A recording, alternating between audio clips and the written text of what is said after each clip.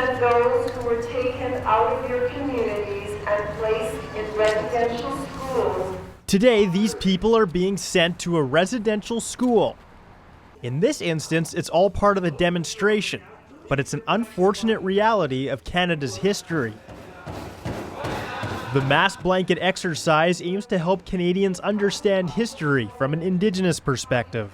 The blankets represent Canada, and as the people are standing around the outside of the blanket, they are told about stepping on the blanket and basically letting themselves go, pretending, if you will, that they're back in history.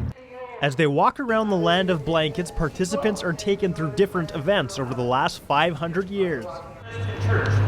This practice is now called the doctrine of discovery. The blankets become fewer because the blankets get folded and made smaller or taken off the scene altogether. And the people also disappear. The people also are asked to leave.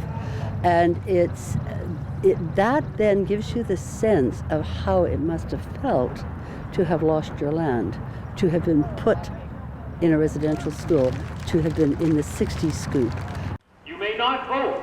You may not get together to talk about your rights. There are very few blankets left and very few people left. And so we ask folks to then stop and look and recall what it was like when they first came on with the blankets all spread out.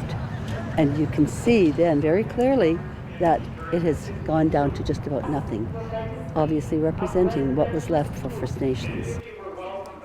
19-year-old Brianna Kelly was one of those participants and says it's a more interactive way to learn about the controversial history. I think it's a lot different reading from a textbook about kind of what happened and then actually being involved in it and being a part of kind of representing how they were excluded and really treated by our government. Jerry Shingoose can speak firsthand about residential schools.